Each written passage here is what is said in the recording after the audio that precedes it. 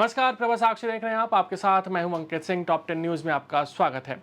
DGMO के lieutenant general Rajiv Ghai ने बताया है कि ऑपरेशन सिंदूर के तहत सावधानीपूर्वक विचार विमर्श के बाद 9 आतंकी ठिकानों को पहचान में लाया गया और 7 मई की सुबह 9 आतंकी ठिकानों पर चलाए गए अभियान में 100 से अधिक आतंकवादी मारे गए हैं।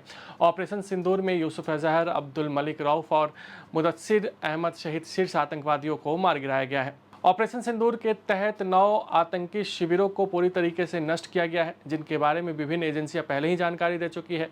इनमें से कुछ POJK में थे, जबकि अन्य पाकिस्तान के पंजाब प्रांत में स्थित थे।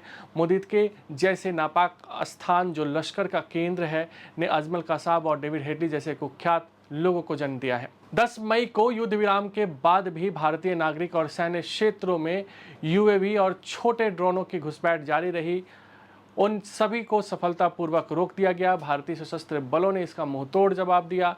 इसके अलावा सभी फील्ड कमांडरों को किसी भी शीर्ष विराम उल्लंघन के मामले में उचित कार्रवाई करने के लिए अधिकृत किया गया है। DGMO ने बताया कि 7 से 10 मई 2025 के बीच नियंत्रण रेखा पर तोपखाने और छोटे हथियारों की गोलीबारी में पाक सेना के लगभग 35 से 40 कर्मियों के मारे जाने की खबर है। दूसरी तरफ उन्होंने ये भी बताया कि पलटवार में भारतीय वायुसेना ने तेजी और सटीक तरीके से पलटवार किया है और जवाबी हमला किया। 10 मई 2025 को उन्होंने बताया कि जब हम पिछली रात की घटनाओं पर चर्चा करने के लिए एकत्रित हुए थे, मुझे पाकिस्तान से मेरे समकक्ष से हॉटलाइन पर एक संदेश मिला जिसमें मुझसे बातचीत करने की इच्छा मांगी गई थी। DGMO ने बताया कि चूंकि हमारा प्रारंभिक उद्देश्य आतंकी शिविरों पर हमला करना था और बाद के दिनों में हमारी सभी कार्रवाइयाँ PAF और पाक सेना द्वारा घुसपैठ और उल्लंघन के जवाब में थी, इसलिए यह निर्णय लिया गया कि मैं निश्चित रूप से पाक DGMO से बात करूंगा। भारत ने पाकिस्तान के परमाणु बम के इस्तेमाल करने की गिदर-भभकी का जवाब ऑपरेशन सिंदूर से दिया और आतंकवाद की आखाओं को एक मनोवैज्ञानिक संदेश दिया कि कोई भी पहुंच से बाहर नहीं है तथा पाकिस्तान में कोई भी स्थान आतंकवादियों के लिए सुरक्षित नहीं है। सरकारी सूत्रों ने इस बात की जानकारी दी है।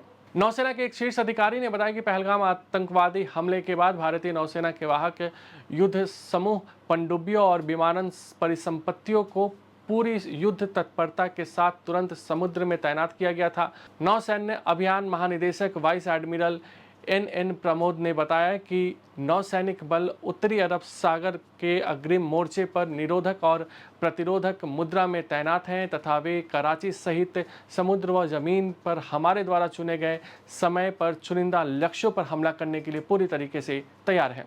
रक्षा मंत्री राजनाथ सिंह ने रविवार को कहा कि ऑपरेशन सिंदूर के तहत भारतीय सशस्त्र बलों ने न केवल सीमा के पास पाकिस्तानी सैन्य ठिकानों पर हमला कर दिया, बल्कि उनकी ताकत पाकिस्तानी सेना के मुख्यालय की मौजूदगी वाले रावलपिंडी में भी महसूस की गई। उन्होंने कहा कि भारतीय सेना ने पहलगाम आतंकी हमले के जरिए कई महिलाओं की मांग का सिंदूर मिटाने वाली भारत विरोधी ताकतों और आतंकवादियों को दंडित किया।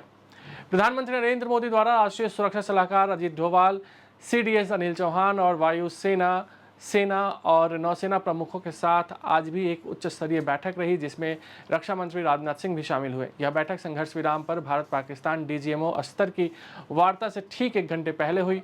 प्रधानमंत्री नरेंद्र मोदी अपने आवास पर इन सभी लोगों से मुलाकात की। भारत द्वारा पाकिस्तान के हवाई ठिकानों को सफलतापूर्वक नष्ट करने के बाद इस्लामाबाद ने भारत के संकल्प को महसूस किया और शत्रुता समाप्त करने का अनुरोध करके शांति के लिए प्रयास किया। समाचार एजेंसी PTI ने इस बात की जानकारी दी है और बताया है कि उन्होंने इस पर भी जोर दिया कि किसी तीसरे पक्ष के हस्तक्षेप की आवश्यकता नहीं है। अगर आप भी लेना चाहते हैं देश दुनिया की तमाम जानकारी तो आज ही सब्सक्राइब करें हमारे चैनल को। साथ ही नीचे दिए बेल आइकन को जरूर दबाएं ताकि हर अपडेट आप तक पहुंच सके।